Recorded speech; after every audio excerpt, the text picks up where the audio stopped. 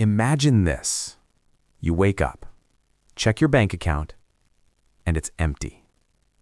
Someone skimmed your debit card at a gas station. They spent $4,200 on sneakers, electronics, and a suspicious amount of Uber Eats. Now your rent is due. Your utilities are on autopay. And the bank says they'll investigate and to check back in 10 business days. That money was your money. Now, same story, but this time it's a credit card. The bank freezes the charge instantly. Your balance stays untouched, and the fraud isn't your problem anymore. And that's why, despite what you've been told, you should buy almost everything with a credit card. Yes, even the burrito. Now, I know what you're thinking. Credit cards are bad. Debt is evil.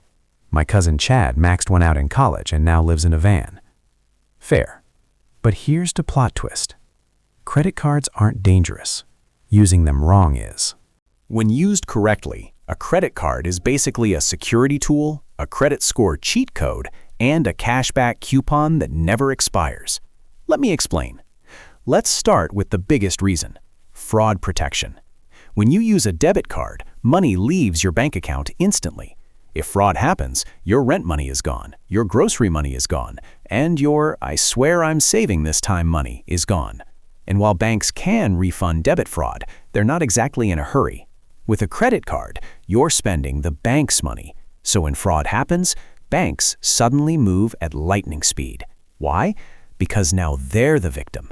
Credit cards typically have $0 fraud liability, instant charge reversals, and dedicated fraud departments that actually answer the phone. Debit card fraud equals panic. Credit card fraud equals mild inconvenience. Here's the part no one teaches in school. The U.S. financial system rewards debt usage as long as you play by the rules. Your credit score is based on things like payment history, credit utilization, and account age. And guess what builds all of that? Credit cards. Every time you swipe, pay on time, and keep balances low, you're telling banks you're responsible and they can trust you with more money, which leads to lower interest rates, easier apartment approvals, cheaper car insurance, and better mortgage terms. Yes, even your car insurance company is judging you. No credit history doesn't mean safe. It means unknown. And banks hate unknown.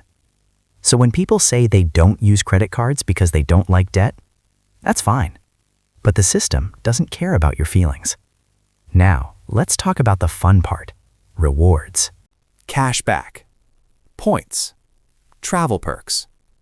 When you use a credit card responsibly, you're essentially getting 1 to 5% off everything you already buy, plus purchase protection and extended warranties. If you spend $20,000 a year and earn just 2% cash back, that's $400 for doing nothing differently. That's groceries, flights, or Christmas gifts. Some people take it further and turn it into travel hacking. Same spending, different card, free flights. Is it technically arbitrage? Yes. Is the bank okay with it?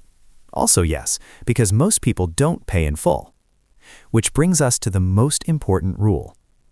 Only use a credit card if you pay the balance in full every single month. No exceptions. No just this once. No, I'll figure it out later. If you carry a balance, interest wipes out your rewards, your progress, and your soul. At that point, the bank wins. Credit cards are a tool. Used correctly, they protect you, reward you, and build your future. Used incorrectly, they fund the bank CEO's third vacation home. Quick reality check. Do not use a credit card if you can't control spending, if you already carry balances, or if you treat it like free money. In that case, step 1 isn't rewards. Step 1 is behavior. But if you can treat a credit card like a debit card with a delay, you win. Debit cards give you 0 rewards, worse protection, and 0 credit history. Credit cards, used correctly, give you security, free money, and long-term financial leverage. So no, credit cards aren't evil. They're just misunderstood. And the people who benefit the most aren't the ones who avoid them. They're the ones who understand the game and play it better than everyone else. If this helped, hit the like button. It helps the algorithm gods. Subscribe if you want more finance explained without the boring parts.